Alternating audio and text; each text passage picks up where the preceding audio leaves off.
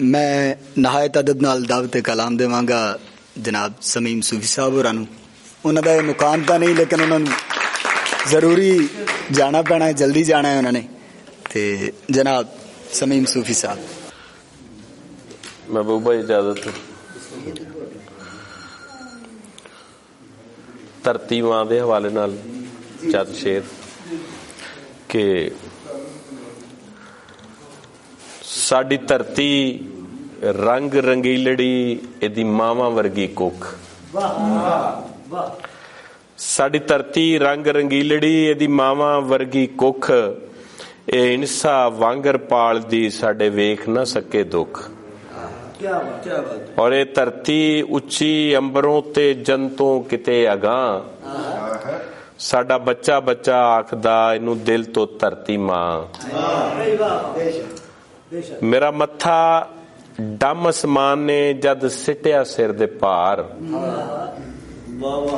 मेरा मत्था डम असमान ने जद सिटिया सिर दे पार, फिर इसे धरती चलिया मेरे सब जुर्मां दा पार। मेरा मत्था डम असमान ने जद सिटिया सिर दे पार, फिर इसे धरती चलिया मेरे सब जुर्मां दा पार। मैं इहदे सोले गावणे मैनू इहदे नाल प्यार, मैं जनता दे मुल ना देवां ए नीली सांदल बार। और एक पंजाबी अज दी जुबान दे हवाले नाल एक नज़म दे कि असीं मापेकी बोली दे विच हर थां ते गल करिए। असीं मापेकी बोली दे विच हर थां ते गल करिए, किसे जुबान तो हीणी नहीं है एवें ना पे डरिए। और सैकड़ियां सालां तो अज तक एदा सूरज बलदा, एक दो थां नहीं सारे जग ते एदा सिक्का चलदा। और इस बोली चो जमिया हुईयां किन्नियां होर जुबाना, ये कोई माड़ी लिस्सी नहीं जे जाने कुल जमाना।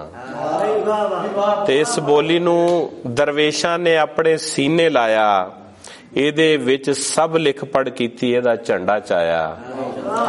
ਪਰ ਬੋਲੀਆਂ ਵਿੱਚੋਂ ਸਭ ਤੋਂ ਮਿੱਠੀ ਹੈ ਜੇ ਹੈਗੀ ਜੇ ਬੋਲੀ, ਇਹਨੇ ਸਾਡੀ ਜੀਭ ਨੂੰ ਦਿੱਪੀ ਹੋਈ ਗੰਢ ਸੀ ਖੋਲੀ। ਔਰ ਅੱਜ ਪੰਜਾਬੀ ਰਲ ਕੇ ਇਸ ਦਾ ਕਤਲ ਪਏ ਨੇ ਕਰਦੇ, ਤੇ ਅਸੀਂ ਹਾਂਜੀ ਘਰ ਦੀ ਬੋਲੀ ਛੱਡ ਕੇ ਓਬੜ ਬੋਲੀ ਵਿੱਚ ਗੱਲ ਕਰਦੇ। ਔਰ ਅਸੀਂ ਪੰਜਾਬੀ ਹੋ ਕੇ ਜੇ ਅਜੇ ਦੀ ਗੱਲ ਨਾ ਚੁੱਕੀ, ਸਾਡੇ ਬਾਲਾਂ ਹੱਥ ਨਹੀਂ ਆਉਣੀ ਇਹਨੂੰ ਜਾਣੋ ਮੁੱਕੀ।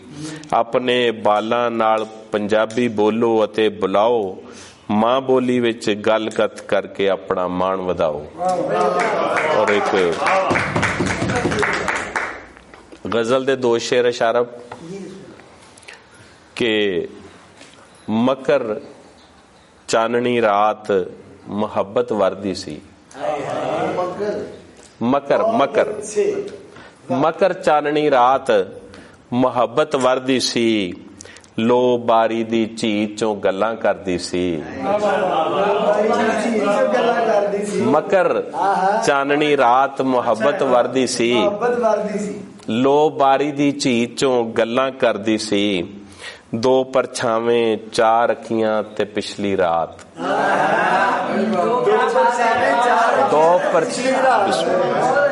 दो परछावें चार अखियां ते पिछली रात, चुप कहानी विच हवा हंगारा भरदी सी।